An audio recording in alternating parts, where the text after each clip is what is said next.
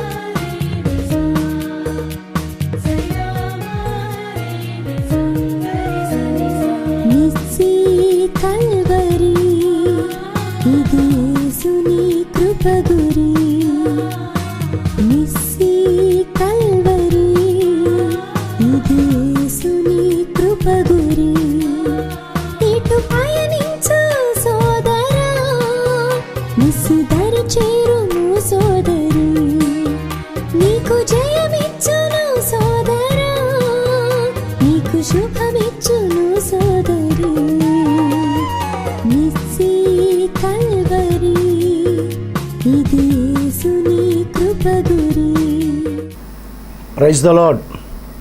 దేవుని పరిశుద్ధమైన నామమునకు మహిమ కలుగును గాక. ప్రభునందు ప్రియ దేవుని బిడ్డలారా, నిస్సీ కల్వరి మినిస్ట్రీ తరపున మీకును మీ కుటుంబములకును శుభాభివందనాలు తెలియచేస్తూ ఉన్నాను. దేవుని యొక్క మహాకృప చొప్పున దేవుడు మిమ్మల్ని అందరినీ దీవించునుగాక. ఆమేన్. ఈ పూట ధ్యానము కొరకు ప్రభువారు పరిశుద్ధాత్మ దేవుడు ఇచ్చినటువంటి లేఖనాన్ని ధ్యానం చేద్దాము. దయచేసి గమనించండి. ప్రభునందు ప్రియ దేవుని బిడ్డలారా, వాక్యము వినేటప్పుడు యోగ్యమైనటువంటి మనస్సుతోటి దేవుని వాక్యాన్ని చక్కగా హృదయంలో నాటబడేటట్లుగా వినినప్పుడు, వాటిని హృదయానుసారముగా అనుసరించినప్పుడు అద్భుతమైనటువంటి దేవుని ఆశీర్వాదాలు మనము చూడగలుగుతాం. దేవునికి స్తోత్రం. Praise the Lord. Hallelujah. Ezra పుస్తకము నుంచి ఈ పూట ధ్యానము కొరకు దేవుడిచ్చినటువంటి లేఖనాన్ని మనం గమనిద్దాము. ఎజ్రా పుస్తకము నుంచి 8వ అధ్యాయము 21వ వచనాన్ని ధ్యానం చేద్దాం. అప్పుడు దేవుని సన్నిధిని మమ్మును మేము దుఃఖపరుచుకొని మాకును మా చిన్నవారికిని మా ఆస్తికిని శుభ ప్రయాణము కలుగునట్లుగా ఆయనను వేడుకొనుటకు అహావా నది దగ్గర ఉపవాసముండుడని ప్రకటించి తిని. దేవునికి మహిమ కలుగునుగాక. ఈ ఎజ్రా పుస్తకంలో నుంచి 8వ అధ్యాయము 21వ వచనంలో మనము వినినటువంటి లేఖనము, ప్రియమైన దేవుని బిడ్డలారా, ఇశ్రాయేలు ప్రజలు 70 సంవత్సరాల తరువాత బబులోను దేశం నుంచి యెరూషలేము పట్టణానికి ప్రయాణమవుతున్నటువంటి వేళ ఈ ఎజ్రా ఇశ్రాయేలు ప్రజలందరికీ కూడా ప్రకటిస్తున్నాడు, దేవుని సన్నిధిని మమ్మును మేము దుఃఖపరుచుకొని మాకును మా చిన్నవారికిని మా ఆస్తికిని శుభ ప్రయాణము కలుగునట్లుగా ఆయనను వేడుకొనుటకు అహావా నది దగ్గర ఉపవాసముండుడని ఎజ్రా ప్రకటిస్తున్నాడు. 70 సంవత్సరాల బబులోను దేశంలో, ప్రియమైన దేవుని బిడ్డలారా, భయంకరమైనటువంటి బానిసత్వపు అనుభవాల నుంచి వారు విడిపించబడి ఇప్పుడు దేవుని యొక్క పట్టణమును కోరుకుంటూ వారు యెరూషలేమునకు ప్రయాణమవుతున్నటువంటి ఆ శుభ సందర్భమున ఇశ్రాయేలు ప్రజలందరికీ కూడా ఒక ప్రకటన చేస్తూ అందరూ కూడా అహావా నది దగ్గరకు రండి, అహావా నది దగ్గర మనము ఉపవాసం ఉందాం, మనకును మన చిన్నవారికిని మన ఆస్తికిని ఆ దేవుడు శుభప్రదమైనటువంటి శుభ ప్రయాణమును కలుగజేస్తాడు. కనుక ఇశ్రాయేలులారా, 12 గోత్రికులారా, మీరందరూ కూడా అహావా నది దగ్గరకు రండి అని ప్రకటించాడు. ప్రియమైన దేవుని బిడ్డలారా, ఎక్కడి నుంచి బయలుదేరుతున్నారు వీరు అంటే 70 సంవత్సరాల బానిసత్వపు బ్రతుకుల నుంచి, బబులోను సామ్రాజ్యాన్ని నుంచి, బబులోను దేశం నుంచి యెరూషలేము పట్టణానికి ప్రయాణమై వస్తున్నారు. బబులోను అనే మాటకి మన తెలుగులో తర్జుమా చేసుకుంటే గందరగోళము. బబులోను అంటే గందరగోళమైనటువంటి పరిస్థితులు 70 సంవత్సరాలు వారు అనుభవించారు. వారి జీవితాలకి, వారి కుటుంబాలకి, వారి కడుపును పుట్టిన బిడ్డలకు అందరికీ కూడా ఒక గందరగోళమైన పరిస్థితి. 70 సంవత్సరాలు వాళ్ళు బబులోను దేశంలో భయంకరమైనటువంటి ఆ బానిసత్వపు బ్రతుకులు అనుభవించారు. 70 సంవత్సరాల పిదప ఇప్పుడు వారు యెరూషలేము పట్టణానికి ప్రయాణమవుతున్నారు. యెరూషలేము అంటే సమాధానము, శాంతినిచ్చే ప్రదేశము, సమాధానకరమైన ప్రదేశము, శాంతిని అనుభవించే ప్రదేశము, సమాధానమును అనుభవించే ప్రదేశము. ఎక్కడి నుంచి వస్తున్నారు వీళ్ళు? బబులోను దేశము అంటే ఏమిటి? గందరగోళమైన పరిస్థితులు కుటుంబంలో, అన్ని విషయాలలోని ఒక గందరగోళము చోటు చేసుకున్నటువంటి 70 సంవత్సరాల బానిసత్వపు బ్రతుకుల నుంచి విడిపించబడి ఇప్పుడు వీళ్ళందరూ కూడా పశ్చాత్తాప్తులై ఒక నిజమైనటువంటి మారు మనస్సు స్వభావం వీరిలో కలిగి జీవము కలిగినటువంటి దేవుని వైపుకి, జీవము కలిగినటువంటి దేవుని స్థానమునకును వారు వెళ్ళాలని, ఆయనను విడిచి మనము అనేక శ్రమలు అనుభవించాము, శోధనలు అనుభవించాము, 70 సంవత్సరాల గందరగోళ పరిస్థితులు అనుభవించాం. ప్రియమైన దేవుని బిడ్డ, ఈ లేఖనాన్ని వింటున్న ప్రియ దేవుని కుమారుడా, నీ కుటుంబంలో, నీ జీవితంలో, నీ గృహంలోని, నీ సంఘమునందు గందరగోళమైన పరిస్థితులు ఎన్నో నీవు కలిగి ఉన్నావేమో. ఈ లేఖన ధ్యానములో నిమగ్నమై ఉన్నటువంటి ప్రియ దేవుని బిడ్డ, నీ గందరగోళమైనటువంటి పరిస్థితులన్నిటినీ విడిపించబడేటట్లుగా, శాంతికరమైన సమాధానకరమైన పరిస్థితుల్లోనికి నీవు నడిపించబడేటట్లుగా బబులోను దేశం నుంచి యెరూషలేము దేశంలోనికి ఇప్పుడు ఇశ్రాయేలు ప్రజలు బయలుదేరుతున్నారు.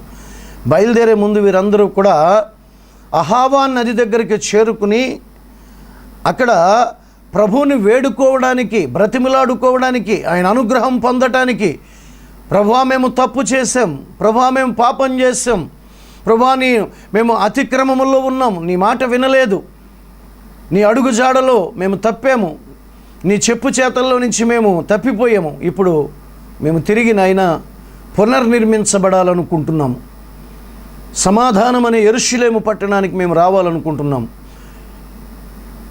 నీ శాంతినే మాకు అనుగ్రహిస్తే దాన్ని కాళ్ళదన్నుకుని మేము గందరగోళ పరిస్థితుల్లోనికి వెళ్ళాం, ఇప్పుడు నీ శాంతినే వెతుక్కుంటూ మేము యెరూషలేముకి రావాలనుకుంటున్నాము అని అహావా నది దగ్గర వారు ఉపవాసం ఉండటానికి సంసిద్ధులైనటువంటి సందర్భం ఇది. దేవునికి మహిమ కలుగునుగాక. ఆమేన్. హల్లెలూయా. ప్రియమైన దేవుని బిడ్డలారా, బబులోను దేశము అంటే పాపమునకు పుట్టిల్లది. అది ప్రకటన గ్రంథములో మనం చదువుతాము. 17వ అధ్యాయము 7వ వచనములో ఇలా రాయబడి ఉంది, దాని నొసట దాని పేరు ఇలాగ వ్రాయబడి ఉండెను, మర్మము వేశ్యలకును భూమిలోని హేయమైన వాటికిని తల్లి అయిన మహాబబులోను. దేవునికి స్తోత్రం. మహాబబులోను పాపమునకు పుట్టిల్లు, వేశ్యకు సాదృశ్యమని ప్రకటన గ్రంథం చెప్పబడుతూ ఉంది. ప్రియమైన దేవుని బిడ్డలారా, బబులోను అంటే భయంకరమైన లోకము, పాప కూపముతో కూడిన లోకము. బబులోను అంటే భీకర రూపము దాల్చినటువంటి పాపముతో కూడిన లోకము. మనము ప్రకటన 17:5 చదివాం కదా. వేశ్య అని బబులోని దేశానికి దేవుడు పేరు పెట్టాడు. అటువంటి గందరగోళమైన భీకర రూపము దాల్చినటువంటి భయంకర లోక పాపముతో కూడినటువంటి బబులోని దేశాన్ని నుంచి ఇప్పుడు యెరూషలేముకి వారు ప్రయాణమై వస్తున్నారు. ప్రియమైన దేవుని బిడ్డలారా, ఎజ్రాతోటి కూడా యెరూషలేమును కట్టడానికి వచ్చినటువంటి పెద్దల సమూహము మనం చూస్తే లేఖనాల్లో 1754 మంది. ఎజ్రాతోటి కూడా యెరూషలేము కట్టడానికి వచ్చినటువంటి సమాజ పెద్దలు ఎంతమంది అయ్యా అంటే 1754 మంది. ప్రియమైన దేవుని బిడ్డలారా, యెరూషలేమును కట్టడానికి ఎజ్రాతో కూడా వచ్చినటువంటి మరి సమాజ పెద్దలు వారు. యెరూషలేము దేశము నుండి వెళ్ళగొట్టబడిన వారు, దిక్కులేని వారై, త్రోసివేయబడిన వారై, ప్రియమైన దేవుని బిడ్డలారా, దిక్కులేని వారై, త్రోసివేయబడిన వారై, దేవుని శిక్షా కాడి క్రింద బానిస బ్రతుకులు వెళ్ళబుచ్చుచున్న ప్రజలు విడిపించబడేటటువంటి సమయం ఇది. యెరూషలేము దేశము నుండి వెళ్ళగొట్టబడిన వారు వీరు.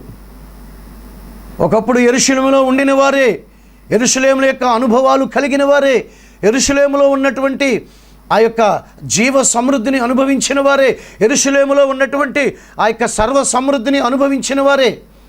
వారు దేవునికి అవిధేయులుగాను, దేవుని వాక్యానికి అవిధేయులుగాను, ఎవరికి నచ్చినటువంటి మార్గాన్ని వారు అనుసరించి దేవునికి ఆయాసకరమైనటువంటి కార్యములను క్రియలను చేసిన వారై వారు దేవుని చేత వెళ్ళగొట్టబడిన వారు. వాళ్ళు దిక్కులేని వారై, త్రోసివేయబడిన వారై, దేవుని శిక్షా కాడి క్రింద బానిస బ్రతుకు 70 సంవత్సరాలు బానిస బ్రతుకు వెళ్ళబుచ్చుచున్నటువంటి ప్రజలు విడిపించబడుచున్నటువంటి సమయం ఇది. ప్రియమైన దేవుని బిడ్డ, గడిచిన ఎన్ని సంవత్సరాల నుంచి నువ్వు బానిస కాడి క్రింద నీ బ్రతుకుని వెళ్ళబుచ్చుచూ ఉన్నావో, ఈరోజు దేవుని వాక్యం నీతో మాట్లాడుతూ ఉంది. ప్రియమైన దేవుని బిడ్డ, నిశ్చయముగా నువ్వు విడిపించబడేటటువంటి సమయం ఆసన్నమైంది అని శ్రద్ధగా విని దాని ప్రకారముగా అనుసరిస్తే నీవు ఎటువంటి భయంకరమైనటువంటి బానిస కాడి క్రింద నువ్వు మగ్గిపోతున్నా, బ్రతుకుతున్నా, దాని నుంచి విడిపించడానికి నా ప్రభు సమర్థుడు, శక్తిమంతుడు. నా ప్రభు వైపుకు నీ మనస్సును మళ్ళించుకుంటే, దేవుని సన్నిధానం వైపుకి తిరిగి నువ్వు మళ్ళగలిగితే, దేవుని ఉపదేశపు నీడ కిందకి నీవు తిరిగి రాగలిగితే, అడుగుజాడలు, దేవుని అడుగుజాడలను, దేవుని చెప్పు చేతలను అనుసరిస్తానని తీర్మానం తీసుకుంటే, నువ్వు ఎటువంటి భయంకరమైనటువంటి బానిస కాడి క్రింద ఉన్నా దాని నుంచి విడిపించడానికి నా ప్రభు సమర్థుడు, శక్తిమంతుడు. దేవునికి స్తోత్రం. హల్లెలూయా. ప్రియమైనటువంటి దేవుని బిడ్డలారా, చెప్పబడుతున్న మాటల్లో మనం వింటున్నాము. ఏమంటున్నారు వాళ్ళు? దేవుని సన్నిధిని మమ్మను మేము దుఃఖపరుచుకోవడానికి. నిజమే, గడిచినటువంటి 70 సంవత్సరాల్లో వారు దేవునికి ఆయాసకరమైనటువంటి సుఖభోగాలు ఎన్నో వారు అనుభవించారు. వేశ్య వంటి బబులోను దేశంలో, గందరగోళం వంటి బబులోని దేశంలో ఎన్నో సుఖభోగాలు అనుభవించారు. ఇప్పుడు దుఃఖపరుచుకోవడానికి వారు దేవుని వద్దకు తిరుగుతూ ఉన్నారు. దేవునికి స్తోత్రం. దుఃఖపరుచుకొనుట ప్రభువైన యేసుక్రీస్తు వారు మత్తయి సువార్తమానంలో 5వ అధ్యాయము 4వ వచనంలో ఇలాగ అంటారు కదా, దుఃఖపడువారు ధన్యులు, వారు ఓదార్చబడుదురు. దేవునికి స్తోత్రం.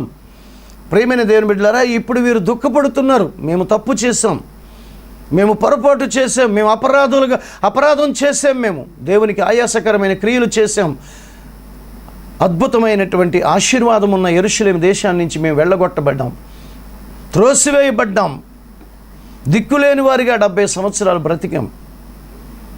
దేవుని యొక్క శిక్షాకాడి క్రింద బానిస బ్రతుకుని వెళ్ళబుచ్చాం అని ఇప్పుడు దుఃఖపరుచుకుని వారి యొక్క హృదయాలని, వారి మనస్సులను దుఃఖపరుచుకుంటున్నారు. ప్రభువా, మేము తప్పు చేశామయ్యా అని పశ్చాత్తాపముతోటి కూడినటువంటి ఒక దుఃఖము, ప్రాయశ్చిత్తాన్ని చెల్లించేటటువంటి ఒక అనుభవంతో కూడిన ఒక దుఃఖము నీలో ఉంటే కనుక, నేను చేసింది తప్పు, గడిచిన జీవితం అంతా ఆయాసకరంగా నీకు జీవించాను ప్రభువా, ఎన్నెన్నో తప్పుడు మార్గాలు, ఎన్నెన్నో ప్రభువా నీకు వ్యతిరేకమైన క్రియలు, కార్యాలు, ఆలోచనలు చేశాను, దానికి 70 సంవత్సరాల శిక్షాకాడిని మోసాను ప్రభువా, ఇక నేను మోయలేనయ్యా, ఇక ఈ కాడి నుంచి నేను విడిపించబడాలని నేను కోరుకుంటున్నాను. దీన్ని విడిపించేటటువంటి సమర్థుడు, శక్తిమంతుడు నీవే అని యేసుక్రీస్తు వారి యొక్క పాదాలని ఆశ్రయిస్తే, యేసయ్యా కృపయా త్రాహిమాం శరణాగత వత్సల అని యేసుకి సాగిలపడగలిగితే కనుక నీ కాడిని విరగ్గొడతాడు. నీ మెడ మీద ఉన్నటువంటి శిక్షా కాడిని, బానిసత్వపు కాడిని, వ్యసనాల కాడిని, దుఃఖముతో కూడిన కాడిని, కన్నీటితో కూడిన కాడిని విరగ్గొడతాడు. ప్రియమైన దేవుని బిడ్డలారా, ప్రభు చెప్తున్నారు కదా, దుఃఖపడు వారు ధన్యులు, వారు ఓదార్చబడతారు. నీకు నిజమైనటువంటి పశ్చాత్తాపముతోటి ప్రాయశ్చిత్తాన్ని చెల్లించేటటువంటి ఒక దుఃఖము నీలో ఏర్పడితే కనుక నీవు ధన్యుడివే, నీవు ధన్యురాలివే. ఎందుకనంటే దేవుని చేత నీవు ఓదార్చబడతావు. ఈ మనుషుల ఓదార్పు కొన్ని నిమిషాల పాటు మాత్రమే నీకు ఓదార్పుని, ఆదరణని కలగచేస్తాయి. దేవుడు అంటున్నాడు, నేను ఓదారుస్తాను, నేనే ఓదారుస్తానని భరోసా ఇస్తున్నాడు. దేవునికి స్తోత్రం. ఏ దుఃఖం మధ్యన ఉన్నావో ప్రియ దేవుని బిడ్డ, ఏ కష్టాల మధ్యన, ఏ కన్నీటి మధ్యన విసిగి వేసారిపోయి ఉన్నావో, ఈరోజు ప్రభువారు నీ వాక్యంతో నీతో మాట్లాడుతున్నారు. పశ్చాత్తాపముతోటి ప్రాయశ్చిత్తమును చెల్లించేటటువంటి ఒక అనుభవముతో కూడిన దుఃఖము కనుక నీలో ఉంటే నిశ్చయముగా నేను ప్రకటిస్తున్న యేసు నిన్ను ఓదారుస్తాను అంటున్నాడు. దేవునికి మహిమ కలుగునుగాక. దైవజనుడైన పౌలు కొరింథీయులకు రాసినటువంటి 2వ పత్రికలో కూడా 7వ అధ్యాయము 10వ వచనాన్ని మనం గమనించినట్లయితే, దైవ చిత్తానుసారమైన దుఃఖము రక్షణార్థమైన మారు మనస్సును కలుగచేయును. అయితే దేవునికి మహిమ కలుగునుగాక. లోక సంబంధమైన దుఃఖమును కలిగి ఉంటే అది మరణానికి దారితీస్తుంది. కానీ దైవ చిత్తానుసారమైన దుఃఖము, ప్రేమైన దేవుని బిడ్డ, ఆత్మ సంబంధమైన దుఃఖము, అది నీకు ఆశీర్వాదాన్ని తీసుకొస్తుంది, జీవములోనికి నడిపిస్తుంది. మరణపు అనుభవాల్లో నుంచి జీవపు అనుభవాల్లోనికి నడిపిస్తుంది. అది ఆత్మ సంబంధమైన దుఃఖమై ఉండాలి. దైవ చిత్తానుసారమైన దుఃఖమై ఉంటే నా ప్రభువే నేరుగా వచ్చి నిన్ను ఓదారుస్తాడు, నీ దుఃఖము నుంచి విడిపిస్తాడు. దేవునికి స్తోత్రం. హల్లెలూయా. దేవుని పరిశుద్ధమైన నామానికి మహిమ కలుగునుగాక. పశ్చాత్తాపపు కన్నీటితో పాపపు ఒప్పుకోలు కలిగి పాపమును విడిచిపెట్టి దేవుని చిత్తమునకు అప్పగించుకొనుట దైవ చిత్తానుసారమైన దుఃఖం. అంటే పశ్చాత్తాపపు కన్నీటితో పాప ఒప్పుకోలు కలిగి పాపాన్ని ఒప్పుకోవాలి, పాపమును విడిచిపెట్టాలి. ఏ చెడుతనము చేసి, ఏ తప్పు చేసి, ఏ అపరాధము చేసి, ఏ పాపము చేసి దేవునికి దూరమైపోయావో, దేవుని శిక్షాకాడిని అనుభవించావో, శ్రమల కాడిని అనుభవించావో, ప్రేమైన దేవుని బిడ్డ, నీతో నేరుగా దేవుడు మాట్లాడుతున్నాడు. దుఃఖపడేవారు ధన్యులు, వారు ఓదార్చబడతారు. ఎవరు ఓదారుస్తారు? మనుషుల ఓదార్పు ఎంతసేపు ఉంటుంది?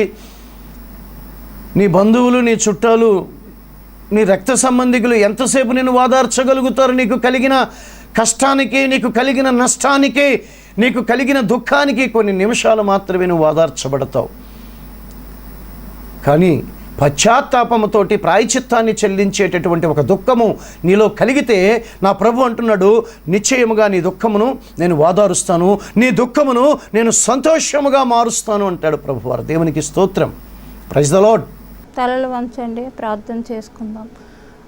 పరిశుద్ధ ప్రేమ స్వరూపినికి స్తోత్రమయ్యా తండ్రి. నాయన ఇంతవరకు దైవ సేవకులు చెప్పిన వాక్యం నిమిత్తం ప్రతి ఒక్కరి హృదయంలో తండ్రి వాక్యం ధ్యానించుకుంటూ ఆ వాక్యానుసారం ప్రతి ఒక్కరూ నడవటానికి కృప చూపబడుచున్నాను. వాక్యం ప్రతి ఒక్కరి జీవితంలో దేవా తండ్రి వాక్యానుసారంగా ప్రతి ఒక్కరూ నడవటానికి కృప చూపి సహాయం దయచేయమని యేసు నామములో అడిగి వేడి పొంది ఉన్నాము తండ్రి.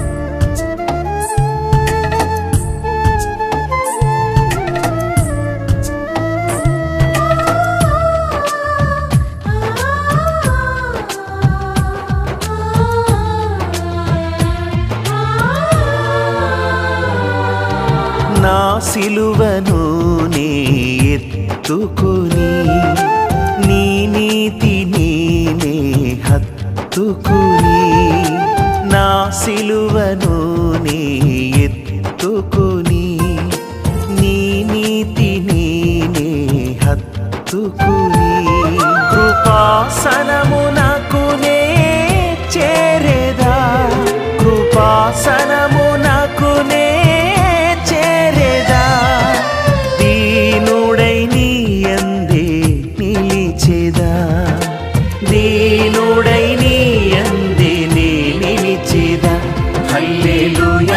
నీకే ఘనారాధన, హల్లెలూయా నీకే స్తుతి ఆరాధన, హల్లెలూయా నీకే సత్యారాధన, హల్లెలూయా నీకే ఆత్మారాధన. నా సిలువను నే ఎత్తుకుని నీ నీతిని నే హత్తుకొని,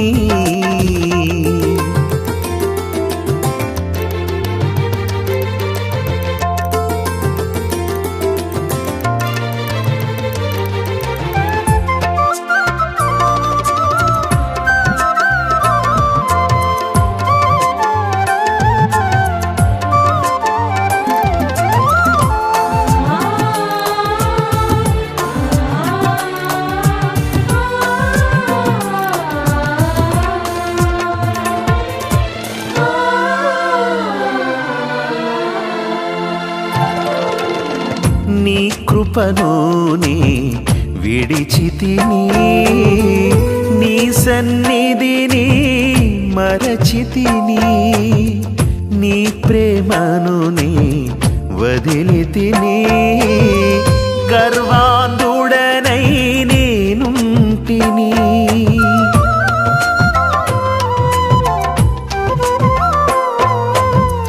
నీ కృపను నీ విడిచితిని, నీ సన్నిధిని మరచితిని, నీ ప్రేమను నే వదిలితిని, గర్వాంధుడనై నేనుంటిని, నే సర్వము కోల్పోయి రిక్తుడనైతిని, సర్వము కోల్పోయి రిక్తుడనైతిని,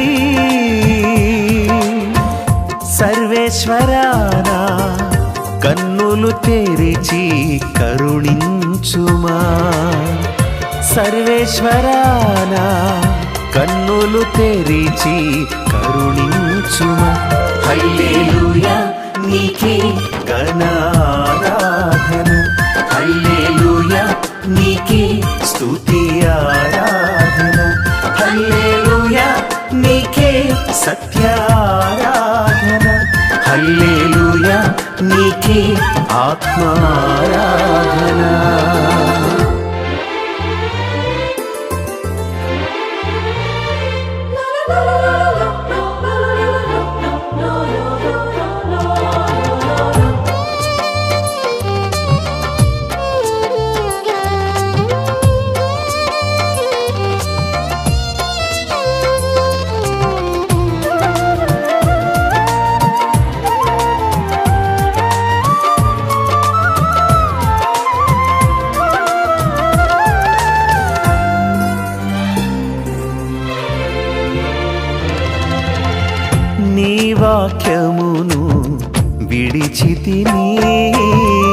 ప్రార్థించుటనే మరచితిని, నీ స్నేహముని వదిలితిని, భ్రష్టుడనై నేనుంటిని.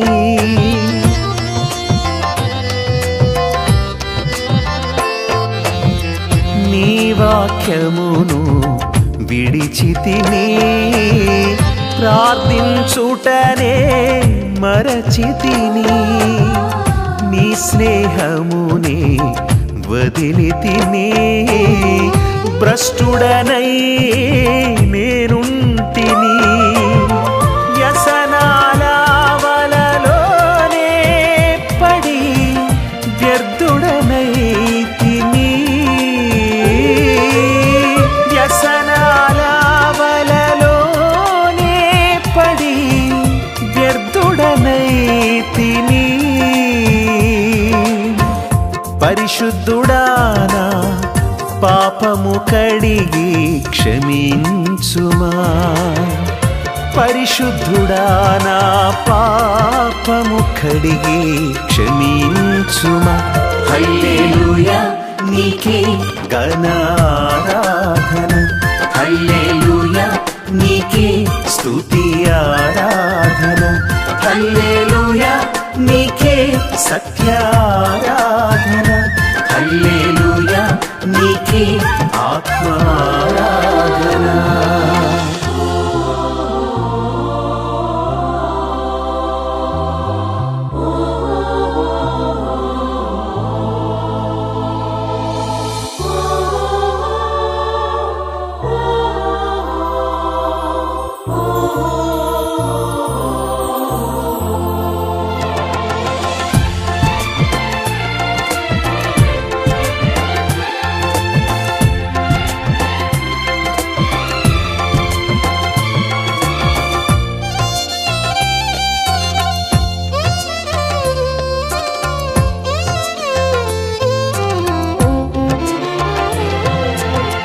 నా బాధ్యతలను విడిచితిని, బరి తెగించి బ్రతికితిని, అపవాది చేతికి చిక్కి నిష్ఫలునిగా నేనుంటిని.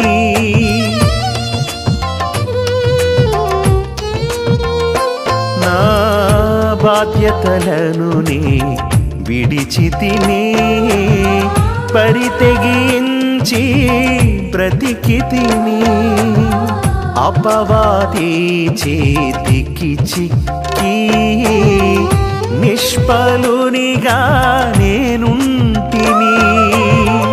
లోక స్నేహాలతో కలిసి అసహ్యుడనైతిని,